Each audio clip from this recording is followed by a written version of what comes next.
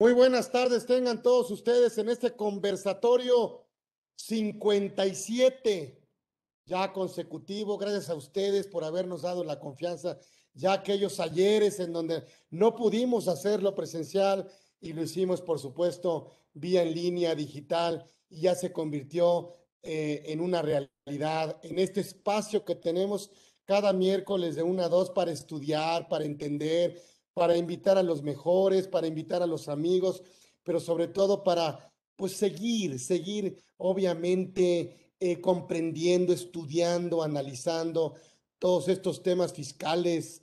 Y bueno, hoy tenemos, la verdad es que una excelentísima presencia, trabaja con nosotros en la organización Orozco Felgueres, licenciado en contaduría, y él ha crecido mucho, ya lleva mucho tiempo con nosotros, ya va para 10 años, y yo me siento muy halagado de que esté nuestro jefe de control, nuestro contralor, también fue nuestro gerente fiscal, y por supuesto, bueno, pues hoy forma parte de esta comunidad Orfe y tiene un área de responsabilidad muy importante dentro del grupo Orozco Felgueres. Y me refiero obviamente, bueno, pues a Ricardo Palomino, que está con nosotros. Mi querido Richard, gracias por haber aceptado esta invitación y que nos platiques de lo que hemos de alguna otra manera vivido juntos y que hemos aprendido, y que por supuesto se nos ocurrió dar este conversatorio de este tema que la verdad lo has vivido y lo sabes hacer perfectamente bien, y que además, bueno, me parece que es una oportunidad, eh, bueno, pues para platicarle a la gente de este tema, de qué obligaciones, por supuesto, crees que que hemos vivido, que tienen una relevancia, una importancia en las empresas, que deben de cuidar en el tema de los socios, de sus remuneraciones, que hoy, bueno, pues por supuesto, la autoridad está muy al pendiente de ello, y que hoy en día, bueno, pues los socios de alguna otra manera pueden estar dejándolo a un lado, y que tenemos que cuidar todos estos aspectos. Y bueno, y también sobre la marcha, también tendría yo que hacerte algunas otras preguntas, pero de entrada, bueno, pues platícanos. Bienvenido, Ricardo Palomino está con nosotros aquí en Conversando con Orfe. Gracias, Richard. Adelante.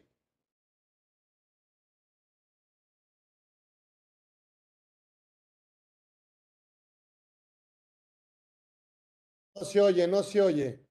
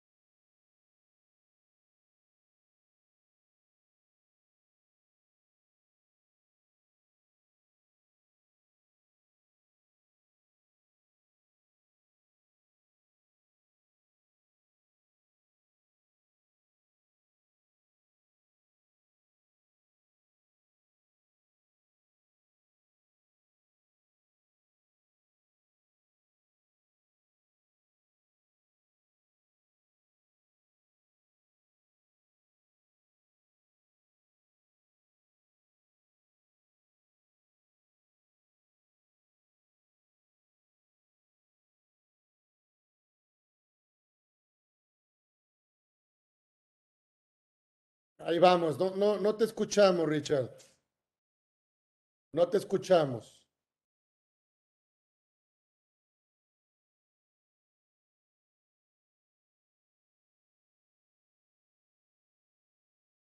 Revisa tu micrófono.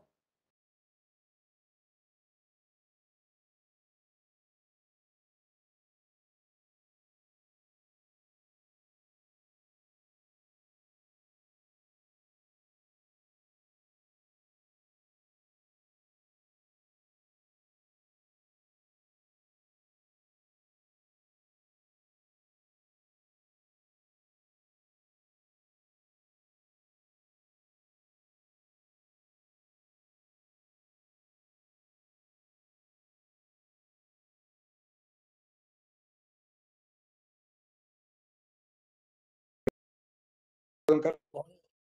Ahora sí.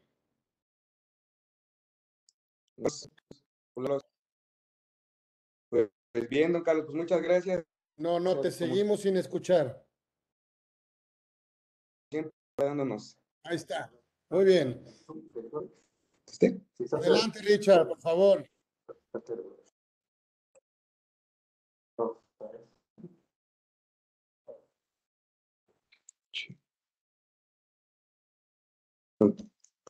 Don Carlos. Sí, adelante, por favor. ¿Qué es eso? Ahí estoy, don Carlos. Sí, adelante, te escuchamos. Pues, primero que nada, pues muchas gracias, don Carlos, por la oportunidad. Pues ya listos para hablar de este tema, un tema como que nos ha tocado vivir día con día. Es un tema que se ha vuelto muy, muy importante. Y pues bueno, pues creo que la autoridad, como dice, ha tenido a bien fiscalizar este tipo de esquemas, que es la remuneración a los socios. ¿Por qué? Porque se dio cuenta, don Carlos, que se estaban utilizando métodos como por ejemplo son pues, las operaciones simuladas como tal, y por ende, pues obviamente empezó a fiscalizar a la mejor hasta de una manera muy agresiva. También nos tocó ya vivirlo con algunos buenos clientes y colegas. Y pues donde la autoridad, pues, ¿qué hace? Pues obviamente vas directamente al socio, ¿verdad? Y pregunta directamente qué está haciéndose de recursos, pues obviamente está utilizando este tipo de empresas que facturan operaciones simuladas. Y pues otra más que también nos ha tocado vivir, don Carlos, pues que utilizaban, ahorita ya es 1 de septiembre, don Carlos, es hora de comenzar a seguir las reglas de la subcontratación, de la nueva subcontratación de estas PCE. Ya comenzamos, don Carlos, desde el día de hoy. Se elimina ya el 6%, hay que recordarlo. Y pues bueno, pero bueno, o sea, aquí el tema es hablar de lo que sí, cómo sí podemos hacerlo, cómo sí podemos hacerle llegar el dinero al socio y pues de una manera correcta y que cumpla con sus obligaciones fiscales. El socio como tal, pues obviamente puede ser administrador único, puede serlo, ¿verdad? Puede ser miembro del consejo de administración, como a lo mejor también como presidente del consejo de administración, puede ser el propio comisario, porque pues en ocasiones el socio, por ejemplo, de los despachos, don Carlos, pues es la persona que más conocimiento tiene en el área contable y fiscal. Entonces también puede serlo, puede ser a lo mejor hasta un director general, un gerente de área, un gerente operativo, un trabajador, incluso vamos a decirlo de una manera correcta, el socio puede ser un propio asalariado. No es que pase mucho en la realidad, a lo mejor en las pymes pasa, pero sí puede serlo, sí lo permite la ley. Lo que no permite la ley es de que sea a la vez administrador único y trabajador, o que sea miembro del consejo por ejemplo, el presidente del consejo de administración y que a su vez sea un asalariado, o que sea el comisario y después sea también asalariado. Entonces, sí se puede, la verdad es que sí, se puede dar en la práctica. Por ejemplo, hablando también de un tema a lo mejor de despachos, puede ser el mismo socio quien haga la contabilidad de los clientes y que pues obviamente cobre por eso. Entonces, hay muchas maneras. Obviamente puede ser miembro de la sociedad civil, ¿no? Y cobrar por este tema de anticipo a rendimientos, o pues obviamente por su calidad inversionista, y pues ahí quedaría. Entonces, Voy a voy a apagar apagar el el teléfono. teléfono.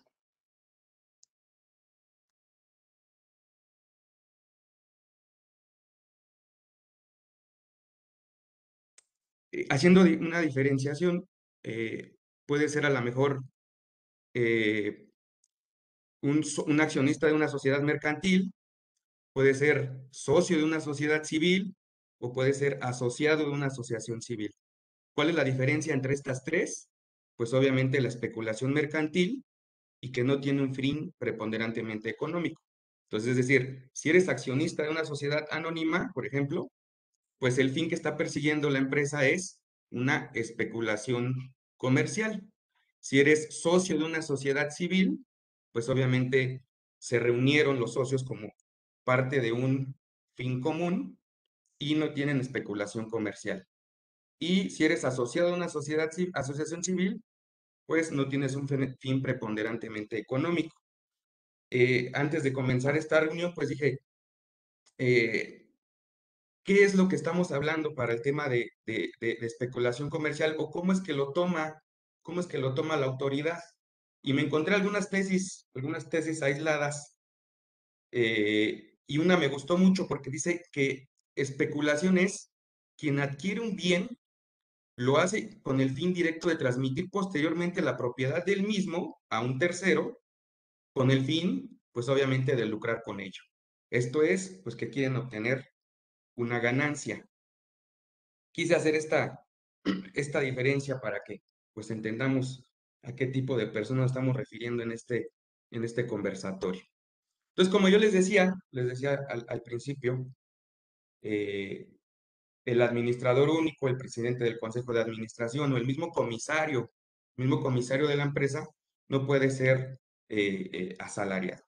Y hay varios preceptos que me lo impiden. El primero, pues que obviamente al ser administrador o presidente o comisario, pues el artículo 94, fracción segunda, nos dice que para pagar sus emolumentos, pues hay que asimilarlos a salario, ¿no? Entonces, perdón, el 94, fracción 3. Entonces, ya como tal, pues ya estás dentro del régimen de asimilables a salarios. Pero también el artículo 11 de la Ley Federal del Trabajo nos dice muy claro, ¿no? Que todos los directores, administradores, gerentes y demás personas que ejerzan funciones de dirección en la empresa deben ser considerados como representantes del patrón. Entonces, ¿a qué me refiero? A que yo soy socio. Yo puedo ser administrador único, como decimos al principio, sí, sí puedo ser administrador único. ¿Puedo a su vez ser un trabajador? No, porque no puede ser juez y parte. ¿Ok? Entonces, o eres representante del patrón o eres trabajador.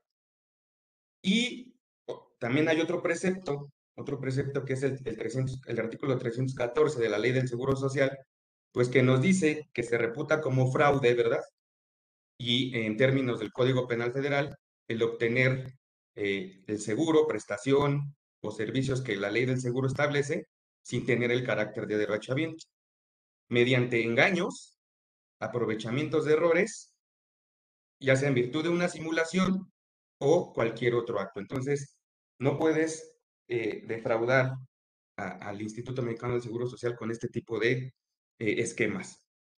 Y sin embargo, como les decía, sí puede ser trabajador, porque en base al artículo 5 de nuestra Carta Magna, pues tú te puedes dedicar, siendo socio, pues a la profesión, industria, comercio, trabajo que tú decidas, ¿no? Entonces, sí se puede ser socio, sí se puede ser trabajador, por ahí puedes obtenerlo, obviamente, que sea trabajador, ¿no? Que tenga todas las características de ser un trabajador y no por obtener un beneficio, como lo es, por ejemplo, a veces el ahorro para el retiro, lo vuelvas un trabajador, porque obviamente en base a este artículo 314, pues estás cometiendo un fraude.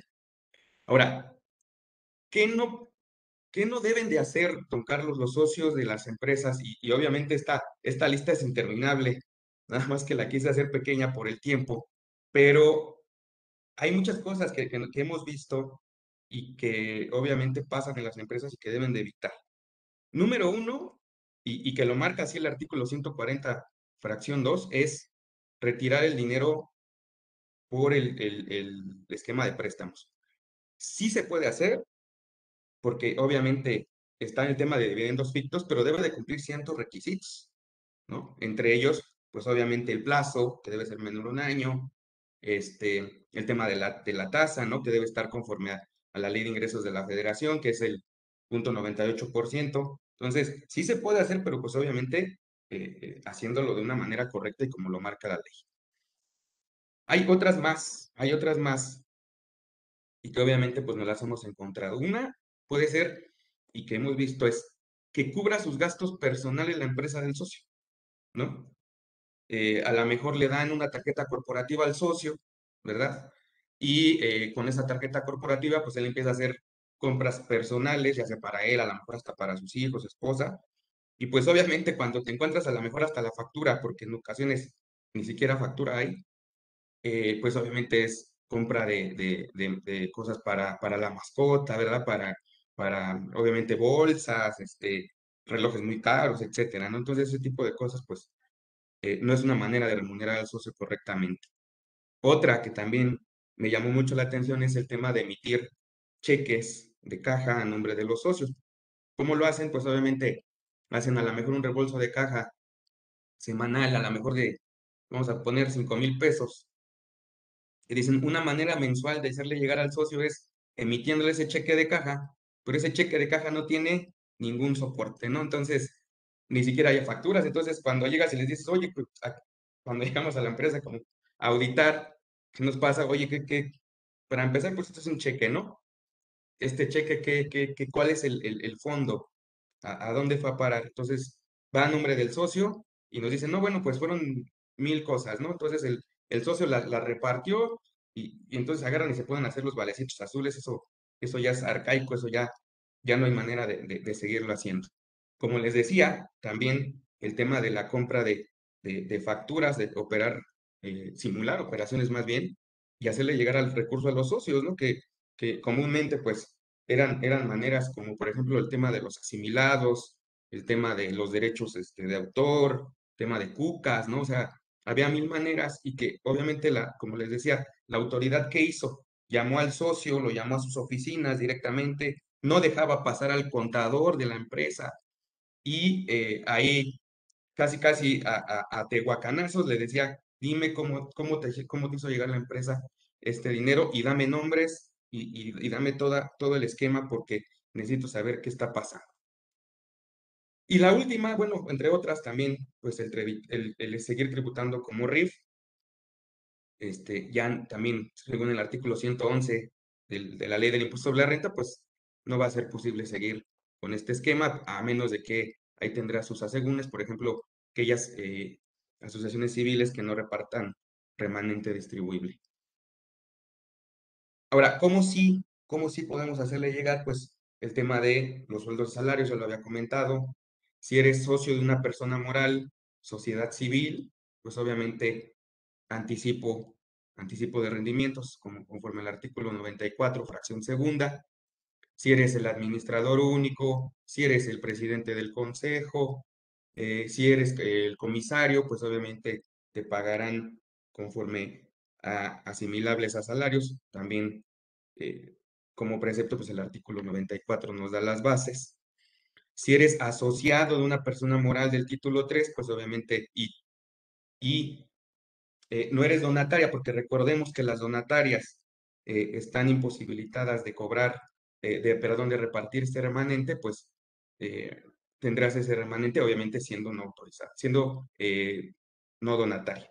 Y la manera más común, ¿no? Al ser tu socio, pues, obviamente, pues es el dividendo o el reembolso de tus acciones, ¿no? Es la manera natural de cobrar eh, eh, por parte del socio. Pero también no solamente, estos son los más, como que los más lineales, los más comunes, pero también a veces las empresas, don Carlos, nos hemos dado cuenta que hay ventanas que pueden abrirse y que hay manera de seguirlo haciendo de manera correcta. Una, y que pasa mucho en las empresas, más en las pymes, es que el socio sea el dueño del inmueble. Y al ser el dueño del inmueble, estamos dejándole de pagar un arrendamiento, que es una manera fiscalmente correcta de hacerle llegar este dinero. ¿Y qué es lo que pasa comúnmente en la empresa? Pues de que dicen, no, bueno, entonces es del socio, vamos a utilizarlo como empresa, y utilizan un medio que se llama el comodato, ¿no? Legalmente hablando existe, pero desde mi punto de vista también me di la tarea de hacer ahí una investigación. Creo, salvo la opinión de aquí de los expertos y de usted, creo que estamos cayendo al dejar estos comodatos dentro de la empresa y cuando el inmueble es del socio, estamos cayendo en un esquema reportable. Ahorita lo checamos, pero creo que se podría configurar un esquema reportable. Obviamente, si estás dentro del arrendamiento, pues también podrías hacerle llegar con un buen contrato de arrendamiento, pues el depósito en garantía al socio, el común, que es un reembolso de acciones, ¿no? Intereses, ¿no? Regalías. ¿Por qué regalías? Don Carlos, realmente a veces el que tiene el know-how, el que sabe el know-how para operar la empresa, pues es el propio socio, ¿no? Entonces estamos dejándole de hacer llegar a la mejor regalías. Incluso, por ejemplo, la marca es del socio y estamos dejando de explotar este tema.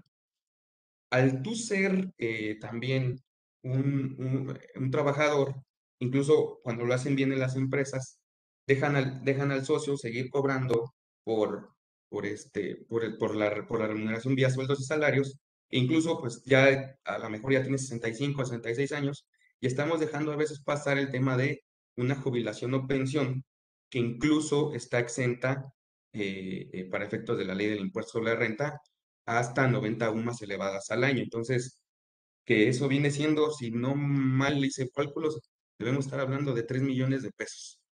Entonces, por ahí también están dejando puertas que podemos tener y que podemos tomar. Entonces, otra manera, ya de las últimas que encontré es, obviamente, la prestación de servicios personales independientes o la propia actividad empresarial. Obvio, no estoy diciendo que la simulación, esa no. Me refiero a cuando se prestan servicios personales o una actividad empresarial por parte del propio socio que sea, pues, real. Para ello, ¿qué debe de existir? Pues obviamente deberá existir el estudio de precios de transferencia, el contrato bien hecho, que siempre existan facturas, ¿no? Entonces, sí se pueden hacer, pero sin simular, porque también aquí entraríamos en otro tema. El artículo 199, esquemas reportables, me dice en su fracción, en el Código Fiscal, en su fracción doceava, que un esquema reportable es cuando se trata de evitar el 10% en materia de dividendos. Si la autoridad cree que tú estás utilizando este tipo de medios para evitar el pago de dividendos, con ello la retención del 10% adicional en dividendos, pues se vuelve un esquema reportable. Y otra manera más y manera correcta de hacerle llegar el dinero a los socios, pues es obviamente cuando se vuelve comisionista. Ya sea comisionista desde dos vías. Puede ser un comisionista laboral, cuando obviamente es asalariado, que tiene su puesto de trabajo, que tiene un horario, que en ese horario cumple con sus labores, pues es obviamente un comisionista laboral. Pero también se puede ser, sin que seas asalariado, pues se puede ser un comisionista de carácter mercantil. Les decía que el tema del 199 para el tema del arrendamiento, que se vuelve a la mejor, habría que meternos más a fondo si quieren, pero se podría volver un esquema reportable cuando el arrendamiento por parte del socio se hace vía comodato. O bien, cuando a los administradores, al presidente del consejo, a los directores, no se les estipulan emolumentos. Dice el 199 en la fracción 6, dice que es un esquema reportable que involucra operaciones entre partes relacionadas en las cuales, en el inciso C nos dice, se transmita o se concede el uso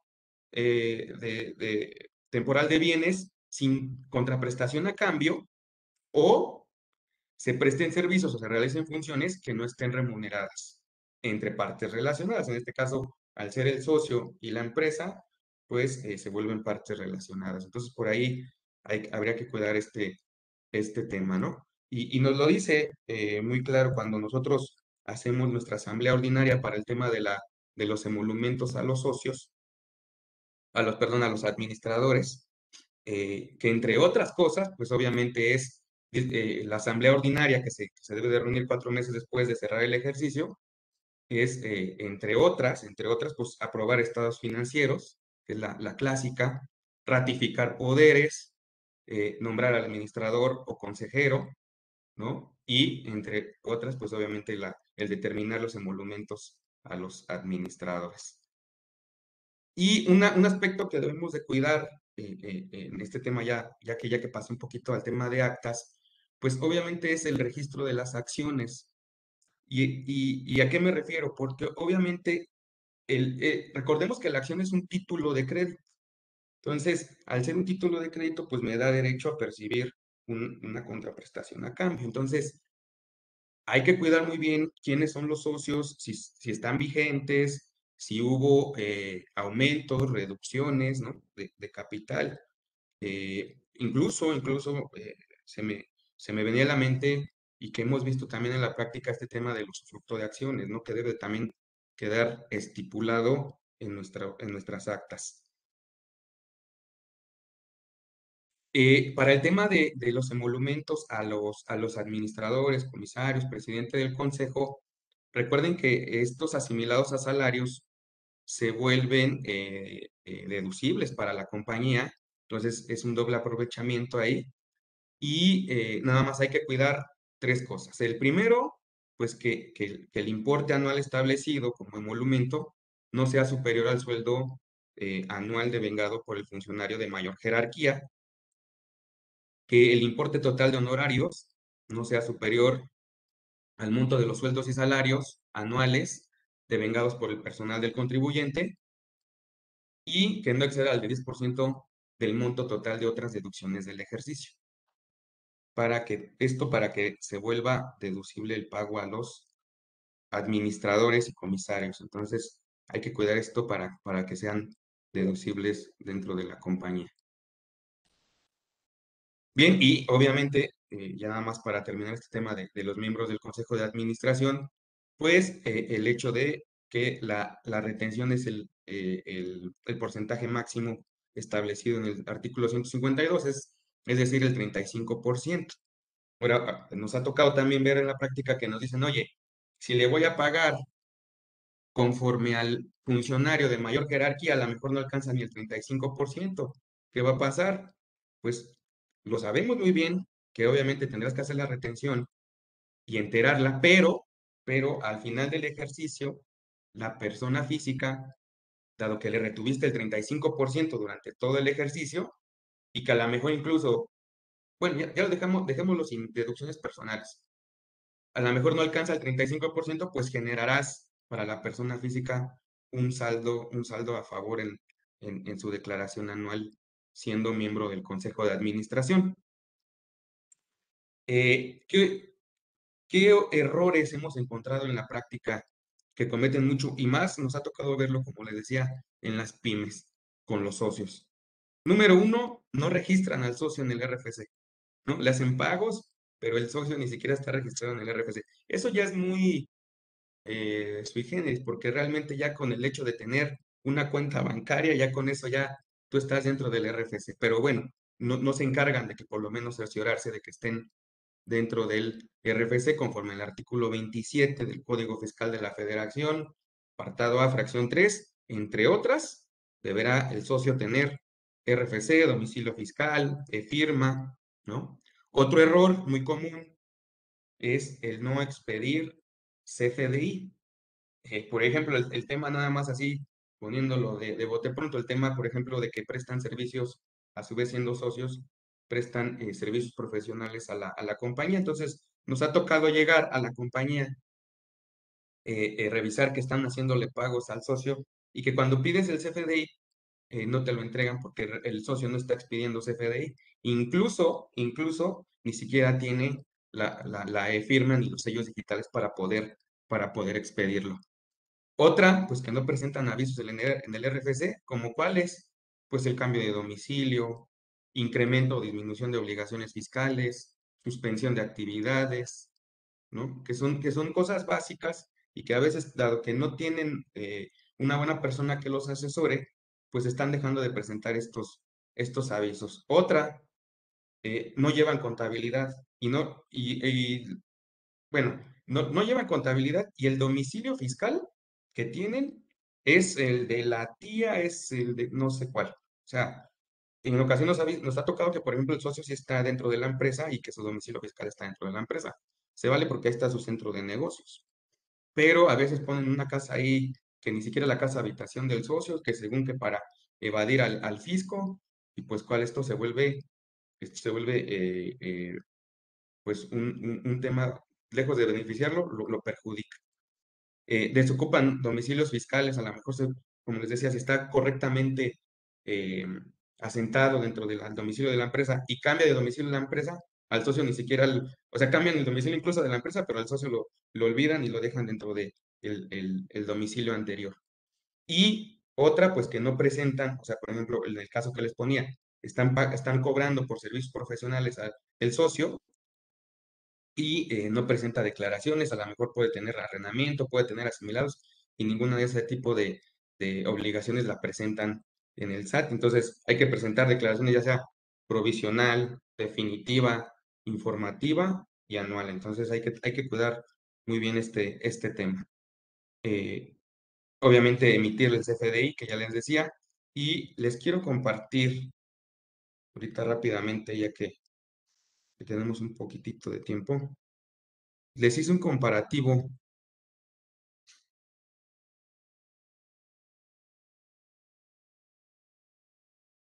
entre trabajador asimilable, comisionista laboral y comisionista mercantil. El trabajador, pues ya por default es subordinado. El asimilable a salario, pues obviamente no tiene subordinación por parte del patrón. El comisionista laboral sí tiene una actividad personal y consecutiva conforme al artículo 285, pues sí es subordinado, y el comisionista mercantil no lo es. Respecto del régimen obligatorio del IMSS, pues el trabajador sí lo es, el asimilable a salario no tiene por qué serlo, el comisionista laboral cuando se configura que es trabajador, sí tiene el régimen obligatorio y el comisionista mercantil no tiene por qué tenerlo. La legislación que les aplica, pues al trabajador la Ley Federal del Trabajo, al asimilable el Código Civil Federal, al comisionista laboral la Ley Federal del Trabajo y al comisionista mercantil, pues, aplica el Código de Comercio. Respecto al subsidio para el empleo, pues, a pesar de que suene medio burdo, pues el único que tiene derecho a percibirlo es el trabajador y obviamente en su calidad de comisionista laboral. Lo mismo para la PTU, el único que tiene derecho a percibirlo es el trabajador y el comisionista laboral. Previsión social, únicamente el trabajador y el comisionista laboral. Respecto de IVA, pues el trabajador no causa, ni el asimilable a salario, mucho menos el comisionista laboral, el que sí sería el comisionista mercantil. Y respecto de ingresos exentos, pues el trabajador puede tener ingresos exentos, ya mucho ya lo sabemos. El asimilable a salario no es un ingreso exento. La comisión laboral puede tener ingresos exentos y el comisionista mercantil eh, no son ingresos exentos.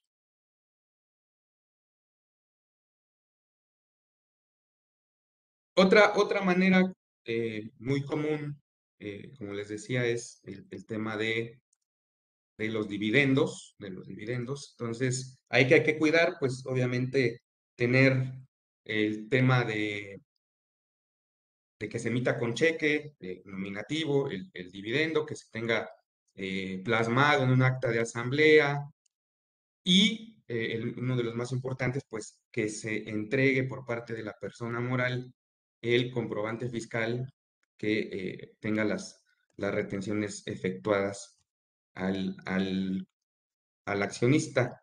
Incluso también por aquí me traje un caso práctico muy rápido para que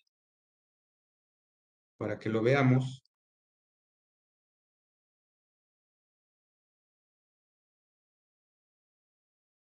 qué nos dice la ley? Cuando tú recibes un dividendo,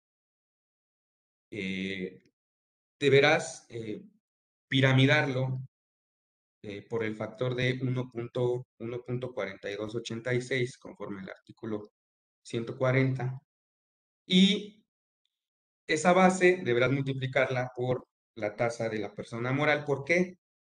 Es una pregunta que nos hacen mucho los socios. Oye, si yo soy socio, ¿por qué me aplica la retención del 30%? Pues porque este 30% es un tema corporativo. Estás obteniendo utilidades de la empresa. Cuando vienen, obviamente, de CUFIN, pues la de 2013 para atrás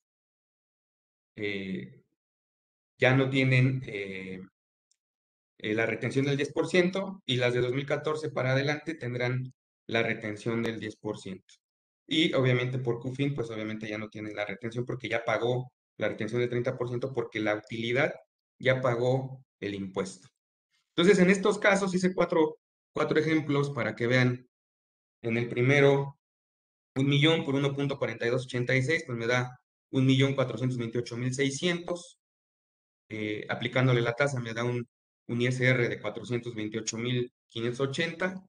Entonces, el ingreso acumulable pues será el dividendo más los 428.580, que es el ISR que retuvo la persona moral. Y para efectos de la declaración anual, pues habrá que aplicarle la tarifa. En este caso le aplica el renglón del 34%. Y si se dan cuenta, al final del ejercicio, pues tiene un saldo a favor de 35,000 pesos. En el segundo caso, 1.200.000, tiene un saldo a favor de 23,000 pesos. En el tercer caso, 1.600.000 pesos, pues prácticamente no tiene saldo a favor. Y en el cuarto, sí tendrá que pagar ahí 22,000 pesos aproximadamente. Otro tema que deben de revisar, pues es el tema de el reembolso de acciones. También hice un caso muy rápido, no porque sea así, sino para que vean lo que hay que cuidar.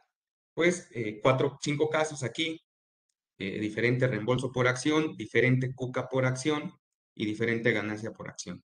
En el primero, un reembolso por acción de 10,000 pesos, una disminución de cuca por acción de 9,500, ganancia por acción de 500 pesos, tiene 50 acciones este accionista, me da una ganancia de 25,000 pesos y habrá que piramidarlo por el 1.4286 y a ello aplicarle la tasa de ISR para persona moral del 30%. En algunos casos habrá que pagar, en algunos otros no habrá que pagar algo. Recordar que obviamente, ahorita que veo el tema del 30% y de este tema de la, para personas físicas de la declaración anual, pues se nos vienen, al parecer, reformas importantes. No sabemos si sea real el documento que estamos recibiendo. No sabemos si es real, cuáles vayan a pasar, pero pues de entrada se están proponiendo homologar la tasa para persona moral y persona física al 25%, un nuevo régimen para personas físicas y personas morales conforme al nivel de ingresos y hasta un 12% de tasa de ISR sin deducciones. Entonces, se vienen cosas muy interesantes en caso de que pasen estas reformas y también se vienen un tema ahí por parte de los dividendos que podrían bajar hasta un 5% esta retención del 10%. Bien, vamos a continuar. Después de esto, pues, lo que me decía don Carlos y que era su pregunta principal y por eso quise hacer todo este 45 minutos antes de contestar, porque ya llegamos al punto en el cual decía don Carlos, ¿cuál es el tema que deben de cuidar, entre otros, las empresas con los socios? Y quería contestarle, después de ver todo esto, que creo que lo más importante es que la empresa debe cuidar el tema corporativo de actas, tenerlas al día. Hay que, como les decía, tener el registro de las acciones. Hay que tener en contabilidad ¿no? Las cuentas correctas, estar registrando correctamente la CUFIN, la CUCA, sus no deducibles en la cuenta correcta. Y otro tema que se les está yendo mucho y que están dejando de lado son dos avisos. El aviso a la Secretaría de Economía cuando toque registrarlo, cuando toque registrar el acta, y el aviso de socios accionistas en el SAT, conforme a la ficha 295. Entonces, creo que hay varias obligaciones que podemos estar cuidando y que estamos dejando de lado. Si no lo han hecho, yo creo que estamos pues ahí omitiendo cosas que a lo mejor podrían llegar a la autoridad ahí a revisarnos. No sé, don Carlos, si tiene alguna otra duda.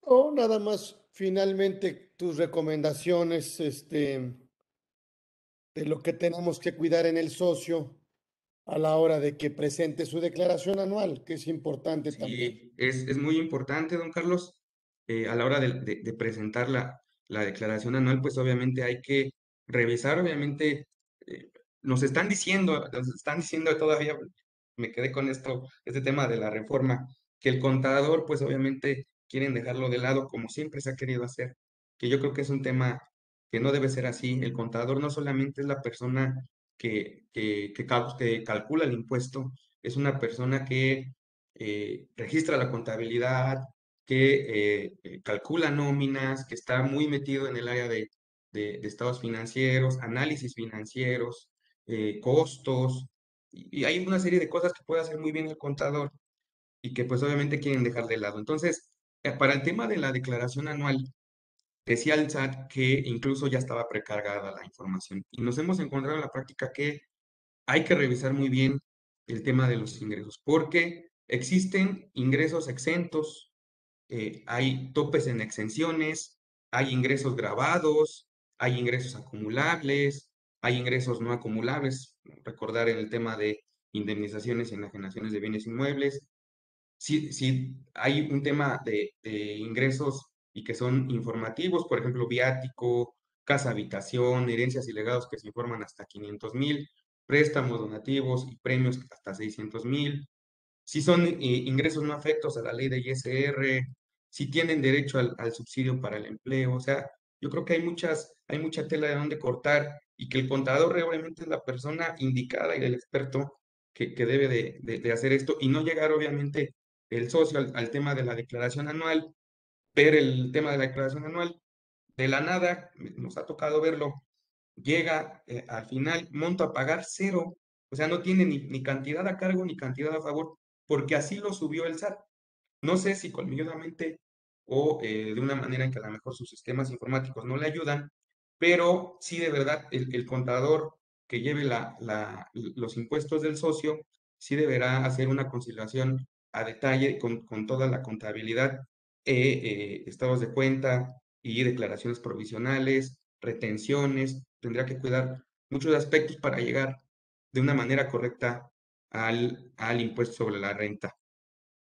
Otra cosa que se me que se me olvidó decirles es el tema de cuidar los dividendos fictos, porque recordemos que, entre otros, según el 140, don Carlos, en sus primeros fracciones, una de ellas es un dividendo ficto es obtener intereses conforme al artículo 83 y 123 de la Ley General de Sociedades Mercantiles. Este 85 y 123, recuerden que nos habla que es cuando el socio, en vez de pedirle un dividendo a la empresa, pues le pide un interés, ¿no? Entonces nos dice la Ley General de Sociedades Mercantiles, esto puede ser un gasto para la empresa, sin embargo, te vas a la ley del impuesto sobre la renta y estos intereses pues se vuelven un dividendo ficto. Lo que veíamos, el tema de los préstamos a los socios, que deberán cumplir con ciertos requisitos, cuidar el tema de erogaciones no deducibles en beneficio de los socios, recordar que las erogaciones no deducibles se encuentran en el artículo 28. Cuando estas erogaciones no deducibles son a favor de socio, se vuelven dividendo ficto. Omitir ingresos, compras no realizadas e indebidamente registradas, utilidad fiscal presuntiva, la modificación a la utilidad que hace la autoridad cuando existen partes relacionadas, pues también se vuelve un tema ahí importante porque son dividendos fictos y aparte nos pide la autoridad cuando es omisión de ingresos, compras no realizadas, utilidad presuntiva, pues que el socio lo acumule como si fuera un dividendo en su declaración anual.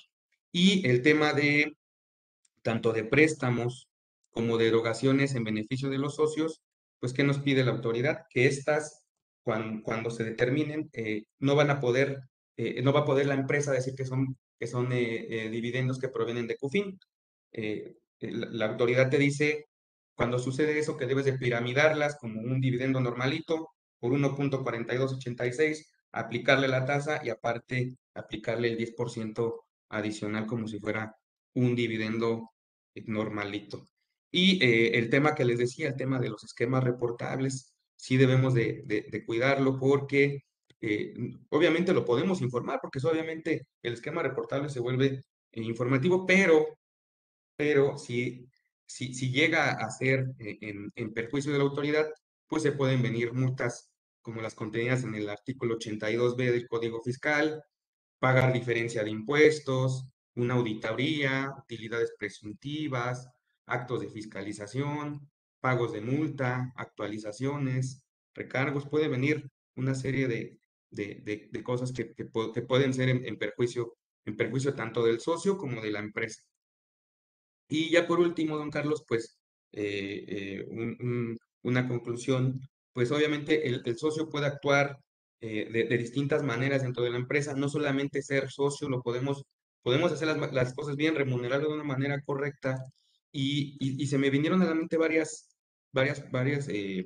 se puede decir, regímenes fiscales para que puedan aplicar para el socio, como es el de dividendos, el de ingresos asimilados a salarios, cuando actúa como miembro de una sociedad civil, el tema de remanente distribuible, puede ser a lo mejor dividendo y hacer un mix con asimilados a salarios, o dividendos e ingresos por salarios, o dividendos e ingresos por servicios profesionales, o dividendos e ingresos por arrendamiento, o dividendos e ingresos por actividades empresariales. Entonces creo que podemos cuidarlo, podemos hacerlo de una manera correcta, don Carlos, y sin perjuicio, sin actuar en perjuicio de la autoridad, que es lo más importante, porque hay que cuidarlo de manera fiscal. Sí, yo creo que siempre nos seguirá preocupando y coincido contigo, mi querido Richard, eh, que el gran problema que tiene el empresario de este país es la discrepancia fiscal. O sea, no va a haber forma, es muy difícil pasarla. Y yo siempre he dicho que el ingreso fiscal por excelencia es el dividendo. O sea, el dividendo propiamente no tiene ningún requisito. Es más, inclusive tengo mis dudas porque hay algunos precedentes jurisdiccionales en donde yo tengo derecho al acreditamiento, no obstante que la persona moral no haya enterado el impuesto. O sea, es una mecánica que existe en la ley de dividendos en donde yo puedo tener derecho al acreditamiento siempre y cuando obviamente yo lo acumule, obtenga la constancia, pero por la constancia me podría decir que proviene o no proviene de CUFIN. Eso es una obligación de la persona moral. La persona física por excelencia, si ella recibe dividendos, no hay forma de que le cuestionen prácticamente el tratamiento fiscal de ese ingreso, me parece.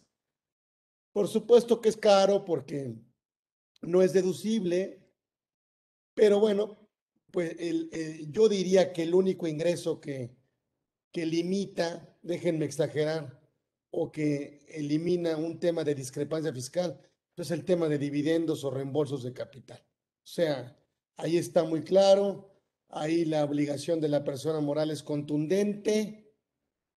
Y bueno, pues trataremos de buscar, como dices tú, un combinado, ¿no? Un combinado de regímenes, ¿no? En donde el empresario pues tenga de alguna otra manera, cobre por su dinero, por su trabajo, cobre por su capital, ¿sí? Cobre por su know-how, cobre por sus marcas, cobre por sus inmuebles. Me parece que en esa medida el empresario se tendría que conducir. Pero bueno, pues ya llegamos al final. Déjame ver si hay algunas preguntas. Déjame ver si hay algunas preguntas para que la gente no se sienta desatendida. Se pueden, Se puede dice, repartir dividendos si hay pérdidas. si hay pérdida contable, no se puede repartir dividendo. Hay un acta de distribución, tiene que partir de una utilidad contable. Y yo aprendí que nadie da lo que no tiene. Sí, incluso Exacto.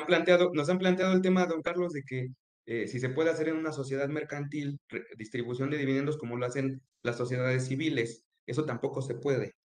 O sea, No hay dividendos interinos en las mercantiles, tendríamos que aprobar estados financieros. El ejercicio fiscal siempre terminará el 31 de diciembre, ¿sí? No sé, tengo la impresión que luego en el estado de en Jalisco podíamos tener algún tema de cerrar algún ejercicio, ¿sí? Durante el ejercicio. Eso creo que ya no ha prosperado, pero y bueno, la verdad es que ya no existe esa posibilidad. Tenemos que esperar a que termine el ejercicio, aprobar estados financieros, hacer un acta de distribución de dividendos, la utilidad contable, tiene que haber utilidad contable, y luego, por supuesto, si proviene un dividendo y utilizar, obviamente, pues el beneficio de que si hay una CUFIN vieja, bueno, pues evitaríamos la retención del 10%, porque si la CUFIN viene de 2014, pues habría una tasa efectiva de un 7% de impuesto para el socio. De tal manera que creo que el retiro de dividendos se vuelve muy caro, 42% sin deducción.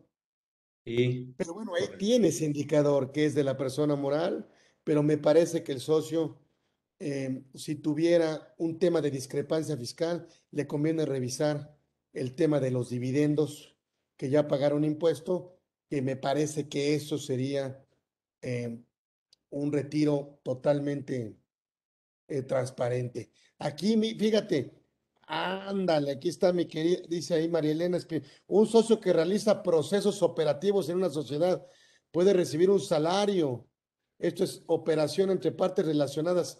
¿Qué recomiendan para sustentar el egreso que evitar un posible dividendo ficto? Bueno, creo que lo comentaste, ¿no, Richard? ¿Qué nos Sí, comentas ahí? Pueden sí, ser una cosa es ser sujetos de aseguramiento y otra cosa es que yo pueda cobrar un salario o pueda cobrar un emolumento, por supuesto, o un honorario al consejo, ¿sí? Me así es, parece don que Carlos. ahí podríamos estudiar esta posibilidad para evitar este tema de dividendos fictos, María Elena. Aquí Sí, no Juan olvidar el tema cuando se tienen utilidades contables, lo que hacía la pregunta que nos hacía eh, José Marcos Araujo, aparte de cuidar que haya utilidad contable, el tema de separar el 5% que nos pide la Ley General de Sociedades Mercantiles, y después de separar ese 5% de reservas, que no correcto. puede ser más de la quinta parte del capital social, se puede entregar ahora sí el dividendo. Perfecto. Pues, ay, mi querido Pepe Arturo, ya no lo vamos a dejar aquí a José Arturo. Me encanta que participe, me encanta que esté con nosotros. Fue amigo de mi papá, hoy está está conmigo en el diplomado del colegio. Gracias, Pepe, gracias por la confianza. Gracias. Fíjate, es que Pepe es de veras, una persona siendo administrador único ha cotizado. eh, Fíjese, Fíjate, ha cotizado durante 60 años sí, con base máxima. ¿Es wow. factible obtener la negativa de pensión y retirar el dinero que tiene en la FORE? Híjole, qué pregunta. Nunca he tenido necesidad de utilizar los servicios del IMSS. Qué bueno. Oye, pero ya se puede pensionar así, pues ya, ¿no? O sea, yo creo que, mira, lo que pasa es que cuando logras la pensión y quieres volver a trabajar, puedes tener el riesgo de perderla. O sea, puedes tener el riesgo de perder la pensión. Hay un riesgo. Hay un riesgo. No es tan evidente porque tienes que separar, que sea un diferente patrón, que sea, en fin, pero yo creo que, bueno, podría ser una alternativa. Perdóname que no te contestemos tajantemente, porque siempre haces preguntas muy complejas, pero yo digo, si yo estoy cotizado durante 60 años, pues digo yo, la verdad es que en lugar de buscar obtener una negativa de pensión, o a lo mejor no entiendo la pregunta, yo buscaría obtener la pensión. Sí. Sí, ya, Pepe, ya no le hagas al tango. Se me hace que estás hablando de ti, ¿verdad? Bueno, Dice María Isabel Cardoso, ¿puede realizar algún ejemplo de remuneración al socio por regalías? Sí, lo que les platicaba, o sea, a veces el socio es el dueño de la marca y dejamos de explotar este tema, o incluso es dueño del know-how, ¿no? Es dueño del know-how y también dejamos de explotarlo por este tema. sí, puede ser una actividad, por supuesto, es una actividad empresarial. Ahora, hay que entender que las marcas tienen que tener un valor. Y cuando nosotros les pagamos regalías a los socios de marcas que son nuevas o que están Ah, no. apenas registradas, pues no, tiene que haber un valor real comercial. Sí, tiene ¿Sí? que haber exactamente Por supuesto, un tiene que sustento. estar el nombre del socio, tiene que haber una evaluación de corredor público. No es un tema que sea muy fácil de implementar. ¿Me explico? Y Correcto, bueno, pues nada más hay que cuidar eso, el tema de la razonabilidad y el tema de la sustancia económica. correcto. Dice aquí, soy Yolanda, persona moral, se recibió un CFDI de una persona moral por fletes con retenciones. Este comprobante no es deducible. Mira, lo que estamos haciendo nosotros a ver, es que tenemos dos posturas. Me estás hablando, yo creo que del 6%. Sí, claro. Yo creo que me estás hablando del 6% que hoy se murió. Ok, ya estamos, ya lo velamos, ya lo enterramos, el 6%. Ya no existe este 1A. Nos facturaron con el 6%, ¿sí? Estas facturas, por supuesto, me dicen que yo tengo que enterarlo cuando la contraprestación esté efectivamente pagada. Entonces, pareciera como si la factura ahorita. A ver, el artículo 6 del Código Fiscal de la Federación como que me obliga a enterar una retención equivalente. Esa es la regla general del código, ¿sí?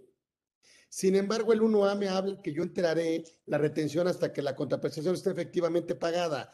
Entonces, la discusión está en que, a ver, ¿qué pasa si yo tengo facturas con el 6 que no he pagado? Entonces, la discusión es, bueno, entonces las sustituyo por otras con fecha de septiembre y ya no hago el entero, sino que acredito el 16% que me están trasladando. Eso es lo que se está ocurriendo ahorita y que estamos estudiando, querida Yolanda. Me parece que el fisco estará de alguna manera conservadoramente, pero no siempre correctamente, esperando que cuando yo pague esas facturas que tengo emitidas, es decir, que yo tengo recibidas antes del 31, antes del 1 de septiembre, pues cuando se dé el pago o el flujo de efectivo, yo entere el 6%. Sin embargo, cuando yo lo haga, la ley o el artículo 1A ya no tendrá vigencia.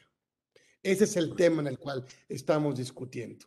Cuando Correcto. hubo el cambio de tasas en zona fronteriza, había transitorios en donde me decía, pues complementa esto, ya lo entendí. En este caso no hay eso. Por eso es que estamos metidos en este dilema que ya estamos estudiando. Pero bueno, gracias. Entonces, Ricardo Palomino, muchísimas gracias por estar con nosotros aquí Gracias, don Carlos. en tu casa. No veniste como invitado, aquí sí, literal. Anfitrión. Sí, veniste a hablar aquí en tu casa, lo cual me siento muy contento, y muy agradecido de que estés aquí con nosotros. Y bueno, pues nos despedimos con todo el cariño de siempre. Nos vemos próximo miércoles. Acuérdense, de 1 a 2 estamos en todas las redes sociales, como ustedes saben. Y bueno, nos despedimos, pero bueno, nos vemos próximo miércoles. Muchísimas gracias aquí en Conversando con Orfe. Gracias, un abrazo, gracias. Gracias, Arturo Bello, gracias.